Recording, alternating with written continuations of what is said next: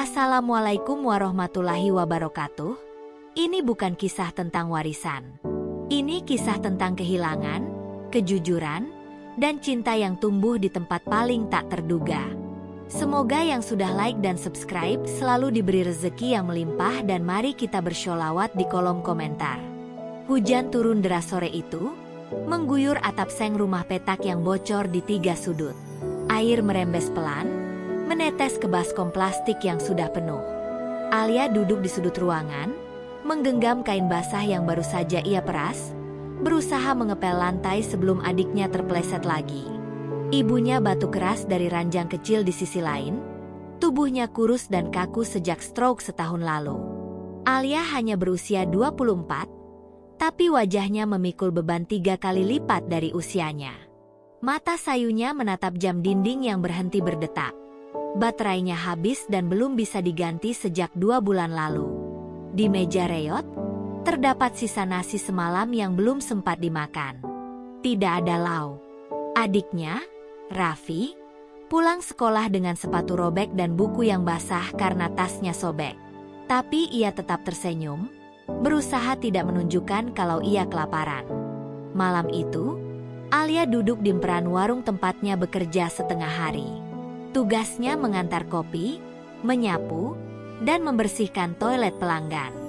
Upahnya tak seberapa, tapi cukup untuk membeli obat ibunya seminggu sekali. Ia pernah melamar jadi kasir dan pegawai toko, tapi ijazah SMA-nya tak dianggap. "Kamu terlalu lemah, kurus, dan kurang cekatan," kata salah satu pemilik minimarket tempo hari. Ia hanya tersenyum waktu itu, meski hatinya runtuh. Hidup terasa seperti lorong sempit tanpa ujung. Kadang, ia merasa ingin berhenti berusaha. Tapi setiap kali melihat ibunya yang terbaring lemah dan adiknya yang tetap berangkat sekolah meski perut kosong, ia menguatkan diri. "Aku nggak boleh nyerah," bisiknya, malam demi malam. Hari itu, saat sedang mengepel lantai warung, sebuah mobil hitam berhenti di depan. Seorang pria paruh baya turun, rapi dan wangi. Langkahnya tenang, tatapannya dingin. Ia memanggil pemilik warung dan sempat berbicara sebentar, sebelum akhirnya menoleh pada Alia. "Kamu Alia?" tanyanya singkat. Alia langsung gugup, berdiri dengan tangan yang masih memegang kain pel. "Iya, Pak, saya Alia." Pria itu memperkenalkan diri sebagai Pak Bima, seorang pengusaha. Ia berkata sedang mencari seseorang yang bisa merawat ibunya yang sudah tua dan sakit-sakitan. "Aku dengar kamu rajin dan sabar," katanya datar. "Tapi aku butuh seseorang yang bisa tinggal di rumah." "Siap." Alia terdiam. Ia tak pernah bekerja di rumah orang kaya. Ia tak tahu cara merawat orang sakit dengan peralatan mahal. Tapi bayangan gaji tetap, tempat tinggal layak, dan cukup uang untuk obat ibunya membuat hatinya bergerak cepat. "Saya siap belajar, Pak," jawabnya pelan. Pak Bima mengangguk singkat. "Kamu mulai besok. Siapkan barangmu." Sebelum pergi, ia memberikan amplop kecil. "Ini uang muka. Kalau kamu berniat main-main, lebih baik jangan datang sama sekali." Alia menunduk dan menerima amplop itu dengan tangan gemetar. Setelah pria itu pergi, ia membuka isinya. Beberapa lembar uang ratusan ribu yang terasa seperti mimpi. Malam itu, Alia menangis di pojok kamar. Tapi untuk pertama kalinya, tangis itu bukan karena putus asa. Ia merasa seperti sedang berdiri di tepi jurang dan akhirnya melihat sebuah jembatan kecil di seberang. Belum tahu apakah jembatan itu kuat atau akan runtuh, tapi cukup membuatnya bertahan sehari lagi. Ia membelai rambut ibunya perlahan dan berkata, "Bu, kayaknya besok Alia kerja di tempat baru. Mungkin bisa lebih baik dari yang sekarang." Ibunya hanya menatap kosong dan menggerakkan jari pelan. Tapi seulas senyum tipis muncul di wajah yang sudah lama tak menampakkan harapan. Pagi harinya, Alia berkemas. Hanya satu tas kecil yang ia bawa, beberapa baju lusuh, buku catatan tua, dan foto keluarga sebelum ayah mereka meninggal. Sebelum berangkat, ia berlutut di depan ibunya dan berbisik, Tunggu Alia pulang ya, Bu. Kali ini Alia akan bawa kabar baik. Saat ia melangkah keluar, hujan gerimis kembali turun. Tapi kali ini, langkah Alia tidak gemetar. Di luar sana, mungkin ada kehidupan yang belum siap menyambutnya. Tapi ia siap mengetuk pintu pertama yang terbuka. Meski hanya untuk merawat seorang nenek yang tak ia kenal. Ia tahu, ini bisa jadi awal dari segalanya. Dan ia belum tahu, pintu itu akan membawanya pada kehilangan dan hadiah yang tak pernah ia bayangkan. Rumah itu seperti bukan milik manusia biasa. Pagar besi setinggi dada berdiri kokoh, dicat hitam mengilap dan di atasnya dipasang kamera pengawas yang terus bergerak mengikuti setiap gerak-gerik tamu. Ketika gerbang dibuka perlahan oleh satpam, Alia berdiri terpaku. Sepatu kets lusuhnya menginjak paving yang bersih dan mengkilap seperti kaca. Ia sempat menoleh ke belakang, seakan bertanya pada dirinya sendiri apakah ini benar-benar tempat ia akan tinggal. Tapi langkahnya terus maju, dengan tas kecil tergenggam erat di tangannya. Ketika masuk ke dalam rumah utama, udara dingin dari pendingin ruangan langsung menyergapnya. Dinding-dinding tinggi berwarna krem, langit-langit dengan lampu gantung besar yang berkilau, dan aroma antiseptik bercampur wangi lilin aromaterapi membuat Alia merasa seperti sedang memasuki museum, bukan rumah. Tak ada suara, tak ada sapaan. Hanya langkah kakinya yang menggema pelan di lantai marmer. Seorang asisten rumah tangga datang menyambut, memperkenalkan diri singkat, lalu membimbing Alia naik ke lantai 2. Ibu Ratna ada di kamar 207. Beliau sedang istirahat. Jangan banyak bicara kecuali diminta. Kamar 207 berada di ujung lorong yang panjang, dengan karpet merah tua dan jendela kaca besar di sisi kiri yang menghadap taman. Alia sempat mengintip keluar jendela dan melihat pohon Kamboja tua berdiri sendirian di halaman belakang. Taman itu tertata rapi tapi terasa dingin dan tak hidup. Seperti semua di rumah ini, sempurna tapi sepi. Saat pintu kamar terbuka, aroma obat-obatan langsung menyapa hidungnya. Bu Ratna terbaring di ranjang dengan sandaran empuk, kulitnya pucat, dan rambut putihnya disanggul rapi. Wajahnya terlihat angkuh meski sudah renta. Tanpa membuka mata, Bu Ratna berkata pelan tapi tajam, "Kalau kamu datang hanya untuk mencari uang, lebih baik pergi sekarang." Alia terdiam. Kata-kata itu seperti pisau. Tapi ia menahan napas, mendekat, dan membungkuk sopan. "Saya di sini untuk merawat ibu sebaik mungkin." Tidak ada balasan. Hanya desahan pelan, lalu nenek itu kembali terdiam. Alia pun duduk di kursi yang tersedia di samping ranjang, menunduk, dan memandangi tangan kurus yang tergeletak di atas selimut. Hatinya berdebar, bukan karena takut, tapi karena merasa tak diinginkan. Hari pertama berjalan kaku. Alia ditugaskan membersihkan ruangan, menyuapi makan, dan memberi obat sesuai jadwal. Tapi Bu Ratna menolak disentuh. Saat Alia menyodorkan sendok, Bu Ratna menepis tangan Alia dengan gerakan lambat namun sengaja. "Kamu terlalu kasar," katanya. Padahal tangan Alia bergetar karena takut menyakiti. Saat Alia mencoba membetulkan posisi bantal, Bu Ratna berkata dengan suara sinis, "Perempuan kampung tidak seharusnya menyentuh barang-barang di rumah ini." Alia tidak membalas. Ia hanya mengangguk, menunduk lebih dalam, dan diam-diam menelan rasa perih di hatinya. Malam harinya, saat semua orang sudah tidur, Alia masih duduk di kursi samping ranjang. Ia tahu Bu Ratna belum benar-benar tidur. Nafasnya berat, matanya sesekali terbuka mengawasi. Alia lalu mengambil buku catatan kecil dari dalam tas dan menulis satu kalimat pendek. "Orang tua tidak membenci orang lain, mereka cuma kesepian." Ia menutup buku itu pelan, lalu berdiri dan menarik selimut Bu Ratna dengan lembut. Wanita tua itu tidak menolak, tapi juga tidak berterima kasih. Keesokan paginya, seorang pria datang ke kamar. Wajahnya tegas dan muda, mengenakan jas rapi.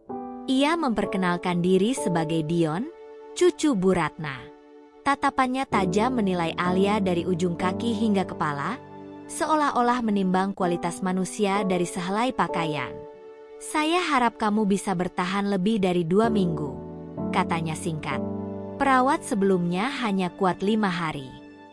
Ia lalu berbicara sebentar dengan neneknya, lalu pergi tanpa berkata lagi pada Alia. Tapi sebelum keluar dari kamar, ia sempat menoleh dan memandangi Alia sejenak. Sebuah tatapan yang belum bisa dibaca, curiga, atau penasaran. Hari-hari selanjutnya berjalan seperti melewati ladang ranjau. Sedikit salah, sedikit lambat, Bu Ratna langsung mengomel. Alia bahkan pernah dipanggil bodoh, karena tidak tahu teh kesukaan nenek itu harus diseduh 2 menit, bukan 3. Tapi Alia tidak pernah membantah. Ia hanya meminta maaf dan mencoba memperbaiki. Setiap malam, saat duduk sendiri di kursi itu, ia mengingat ibunya, yang juga kadang galak sejak sakit, tapi tetap ia rawat dengan cinta. Ia tahu, kesepian kadang membuat orang jadi kejam. Di hari kelima, saat Alia sedang mengganti sarung bantal, ia mendengar Bu Ratna berkata lirih, "Kamu tidak lari juga?" Alia terdiam sejenak, lalu tersenyum tipis. "Saya pernah lari dari banyak hal, Bu. Tapi kalau dari orang tua, saya nggak sanggup." Untuk pertama kalinya, tak ada caci maki, tak ada makian. Hanya hening yang berbeda, hening yang terasa lebih lunak, lebih manusiawi. Dan di lorong kamar itu, kamera kecil yang terpasang di sudut langit-langit merekam semuanya. Dion menatap layar monitor di ruang kerjanya tanpa berkedip. Di sana, tampak kamar 207 dari sudut atas, seperti mata Tuhan yang mengamati diam-diam. Sejak memasang kamera itu, Dion memantau Alia hampir setiap malam. Bukan karena tertarik, tapi karena curiga. Ia sudah terlalu sering disakiti oleh orang-orang yang berpura-pura peduli demi harta neneknya. Beberapa perawat sebelumnya mencuri, bahkan 1 orang pernah meninggalkan Bu Ratna dalam kondisi demam tinggi demi berkencan. Jadi, Dion tak percaya siapapun, termasuk Alia yang tampak terlalu kalem untuk jadi nyata. Malam pertama, ia hanya menyaksikan Alia duduk diam di samping ranjang, sesekali mengelap dahi Bu Ratna dengan handuk hangat. Malam kedua, Alia menyuapi nenek itu dengan perlahan meski ditolak berkali-kali. Tapi ia tetap sabar, tidak mengeluh, tidak mengangkat suara.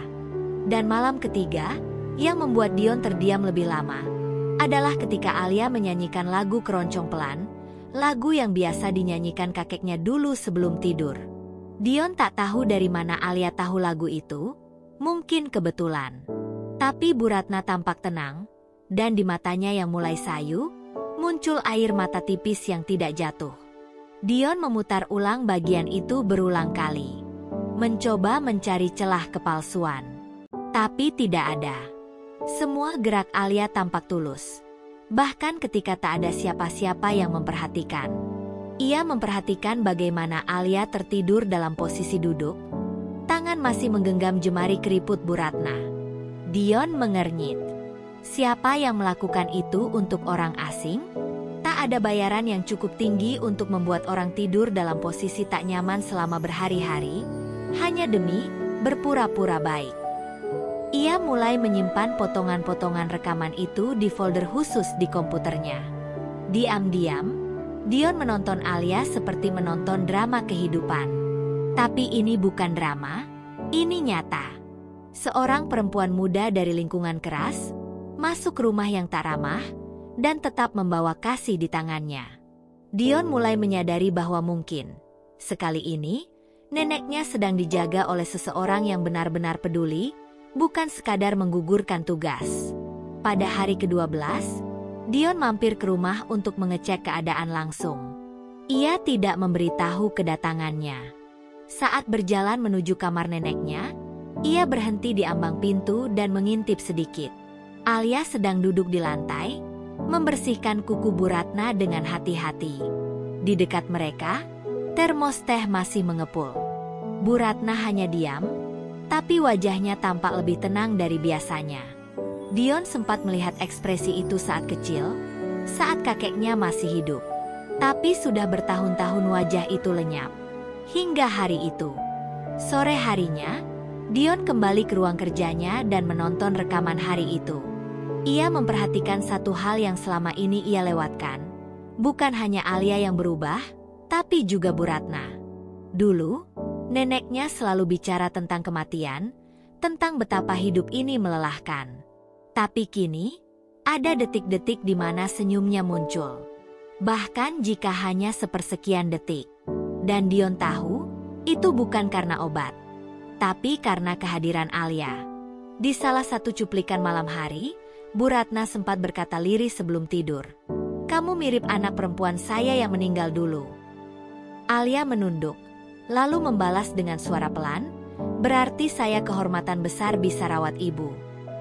Kalimat itu membuat Dion menarik napas panjang. Untuk pertama kalinya, ia merasa bersalah karena telah menaruh curiga terlalu dalam. Ia lupa bahwa tidak semua orang datang untuk mengambil. Beberapa datang hanya untuk memberi, bahkan saat tak diminta. Dion mulai mempertimbangkan untuk berbicara lebih banyak pada Alia. Tapi ia masih ragu. Ia takut harapannya salah lagi. Tapi satu hal yang pasti, ia mulai percaya, sedikit demi sedikit, bahwa cinta dan ketulusan bisa hidup di tempat yang dingin dan penuh curiga. Bahkan jika awalnya hanya terlihat dari kamera di sudut ruangan. Dan malam itu, saat layar menampilkan Alia sedang menarik selimut Bu Ratna dan mengecup tangannya perlahan sebelum tidur, Dion tahu, kamera itu tidak hanya merekam pengasuhan. Ia merekam cinta yang lahir tanpa pamrih. Cinta yang sunyi tapi nyata.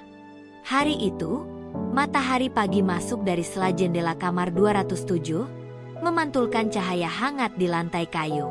Alia membuka tirai perlahan, mengizinkan sinar menyentuh wajah pucat Bu Ratna yang masih terlelap. Wajah tua itu tampak lebih tenang dibanding hari-hari sebelumnya. Seolah ada lapisan tipis kedamaian yang mulai menetap. Alia berjalan pelan ke sisi ranjang, duduk, dan mengelus tangan kurus itu tanpa suara. Ada sesuatu yang berubah, bukan hanya pada Bu Ratna, tapi pada dirinya juga. Ia mulai merasa tidak sedang bekerja, melainkan merawat seseorang yang mulai ia sayangi, seperti keluarganya sendiri. Beberapa hari terakhir, Bu Ratna mulai berbicara lebih banyak. Tidak lagi perintah, tidak lagi keluhan, melainkan cerita-cerita masa lalu yang datang perlahan, seperti embun di pagi hari. Alia hanya mendengarkan, tidak banyak bertanya. Ia tahu, orang yang sedang membuka luka tidak butuh nasihat, hanya butuh telinga yang tak pergi. Bu Ratna bercerita tentang masa mudanya, tentang cinta pertamanya, tentang kehilangan anak perempuannya dalam kecelakaan mobil. Saat menceritakan itu, matanya tak berkaca-kaca, tapi tangan yang gemetar menandakan bahwa luka itu belum pernah benar-benar sembuh. "Kalau dia masih hidup," ucap Bu Ratna suatu malam, "dia pasti seumur kamu sekarang." Alia menunduk. Ia ingin berkata sesuatu, tapi tak ingin kata-kata itu terdengar seperti simpati kosong. Jadi, ia hanya berkata pelan, "Mungkin Tuhan kasih saya kesempatan untuk jaga ibu, karena saya juga kehilangan ibu saya, bukan tubuhnya, tapi jiwanya." Bu Ratna menatap Alia lama, seolah baru melihat gadis itu sebagai manusia, bukan sekadar pembantu. Hari-hari itu menjadi semacam kebiasaan baru. Alia membacakan buku lama milik Bu Ratna setiap sore, dan setiap pagi mereka minum teh bersama di dekat jendela. Kadang mereka hanya diam, memandangi taman yang mulai berbunga karena musim berganti. Tapi dalam diam itu, ada kenyamanan yang perlahan tumbuh. Alia mulai tertawa kecil saat Bu Ratna mengeluh tentang acara TV yang bodoh. Dan Bu Ratna tak lagi menyuruh Alia keluar dari kamar saat ia sedang marah. Mereka mulai menerima satu sama lain, tidak dengan kata-kata, tapi dengan keberadaan. Suatu siang, Bu Ratna sempat pingsan beberapa detik karena tekanan darah turun. Alia panik. Tangannya gemetar saat memanggil asisten rumah tangga dan memanggil dokter keluarga. Tapi setelah semuanya stabil, dan dokter mengatakan tak ada yang gawat, Alia duduk di lantai kamar dan menangis. Ia tidak tahu kenapa menangis. Padahal Bu Ratna baik-baik saja. Mungkin karena ia takut kehilangan sosok yang diam-diam mulai ia anggap seperti neneknya sendiri. Dan ketika Bu Ratna bangun dari tidur siangnya dan melihat mata Alia yang sembab, ia hanya berkata pelan, "Kenapa kamu segitu pedulinya?" Alia tidak bisa menjawab. Ia hanya menggenggam tangan Bu Ratna dan menggeleng. "Saya juga nggak tahu, Bu. Tapi saya peduli." Dan kalimat itu adalah kunci. Setelah hari itu, Bu Ratna tak lagi menyebut Alia sebagai anak itu atau perawat. Ia mulai memanggilnya dengan nama. Suatu sore, ia bahkan berkata pada asisten rumah tangga, "Kalau saya mati nanti, Alia yang harus duduk paling depan." Kalimat itu membuat hati Alia mencelos. Ia belum siap bicara soal kepergian. Belum siap kehilangan satu-satunya sosok yang membuat rumah itu terasa hidup. Dion, yang masih rutin menonton rekaman dari CCTV, menyadari semua perubahan itu. Ia melihat sendiri bagaimana neneknya, yang selama ini dingin dan sinis, bisa tertawa, meski hanya sebentar. Ia memperhatikan bagaimana Alia tidak hanya merawat tubuh neneknya, tapi juga jiwanya yang sudah lama kering. Dion mulai menghapus beberapa kamera, menyisakan satu di kamar 207. Bukan untuk mengawasi lagi, tapi untuk menyimpan kenangan. Ia tahu, sesuatu yang langka sedang tumbuh di balik dinding rumah itu. Waktu berjalan pelan tapi pasti. Alia tak lagi merasa canggung berada di rumah besar itu. Ia sudah tahu letak semua obat, jadwal dokter, bahkan kebiasaan kecil Bu Ratna seperti menyukai air teh dengan satu tetes jeruk nipis. Setiap malam, ia masih duduk di kursi samping ranjang. Tapi kini, Bu Ratna sering memintanya duduk di sisi ranjang, menggenggam tangannya sebelum tidur. "Tangan kamu kecil tapi hangat," kata Bu Ratna sekali waktu. "Seperti tangan cucu saya, kalau saya pernah punya." Dan disitulah dinding terakhir runtuh. Antara dua jiwa yang tak punya hubungan darah, tak punya latar belakang yang sama, bahkan tak punya alasan logis untuk saling sayang. Tapi kasih itu tetap tumbuh. Pelan, tenang, dan nyata. Hari itu langit mendung sejak pagi. Awan kelabu menggantung rendah di atas rumah besar itu, seolah tahu bahwa ada sesuatu yang akan berakhir. Alia terbangun lebih awal dari biasanya. Ia merasa gelisah, seolah ada yang menekan dadanya sejak malam sebelumnya. Ketika ia masuk ke kamar 207, Bu Ratna masih tidur. Tapi wajahnya pucat, lebih pucat dari biasanya, dan napasnya terdengar lebih pelan, hampir tak terdengar. Alia duduk di kursinya, seperti biasa, tapi kali ini ia tidak membuka buku atau mengelap meja. Ia hanya menatap wajah itu, berusaha menghafalnya sebelum terlambat. Siang hari, dokter datang untuk pemeriksaan rutin. Ia sempat memeriksa tekanan darah Bu Ratna, lalu menatap Alia dengan raut yang tidak biasanya. "Kondisinya sangat lemah," kata dokter itu pelan. "Mungkin beberapa hari ke depan akan jadi krusial." Alia hanya mengangguk, menahan tangis. Ia tahu. Sejak beberapa hari terakhir, Bu Ratna sering bicara tentang hal-hal yang terdengar seperti perpisahan. Ia bilang, "Kalau aku nggak bangun besok pagi, jangan sedih ya, Alia. Aku sudah cukup lama di dunia ini." Alia hanya tertawa waktu itu, menganggap itu gurauan seorang nenek yang mulai sering melamun. Tapi kini, kalimat itu menggema di kepalanya seperti lonceng kematian. Malamnya, Alia memandikan Bu Ratna dengan air hangat seperti biasa. Tapi kali ini ia lebih pelan, lebih lembut, seolah menyentuh sesuatu yang rapuh sekali. Ia memakaikan daster bunga-bunga kesukaan Bu Ratna, lalu menyisir rambut putihnya yang mulai menipis. Saat itu, Bu Ratna membuka mata dan menatap Alia. "Kamu mirip anakku," ucapnya dengan suara yang serak. Alia tersenyum, lalu mengecup tangan keriput itu. "Saya anggap ibu juga seperti ibu saya sendiri." Mereka tidak bicara lagi setelah itu. Tidak perlu. Kata-kata sudah tidak penting malam itu, yang penting adalah kehadiran. Saat waktu menunjukkan pukul 11 malam, hujan mulai turun. Petir sesekali menyambar di kejauhan. Alia masih duduk di samping ranjang, menggenggam tangan Bu Ratna yang dingin. Ia mulai membaca doa pelan, bukan doa resmi dari buku atau agama tertentu, tapi doa yang tumbuh dari hati. Harapan agar jiwa yang ia jaga bisa tenang, jika memang harus pergi. Di tengah gemuruh hujan, Bu Ratna membuka mata sekali lagi. Tatapannya kosong, tapi ada senyum kecil di sudut bibirnya. Ia berbisik pelan, nyaris tak terdengar, "Terima kasih, Nak." Dan saat itu juga, napasnya berhenti. Tidak ada suara jeritan atau pingsan. Hanya sunyi. Begitu sunyi hingga Alia butuh beberapa detik untuk benar-benar menyadari bahwa tangan yang ia genggam tak lagi hangat. Matanya membelalak, lalu perlahan air mata turun tanpa henti. Ia tidak menangis keras, tidak terisak. Ia hanya menunduk, mencium tangan Bu Ratna, dan membisikkan satu kalimat yang hancur oleh getar. "Saya nggak siap, Bu." Alia duduk di sisi ranjang itu hingga pagi. Ia tak memanggil siapapun, tak menekan tombol darurat. Ia hanya ingin mengantar kepergian itu dengan tenang, seperti cara Bu Ratna hidup di hari-hari terakhirnya. Tanpa kebisingan, tanpa drama.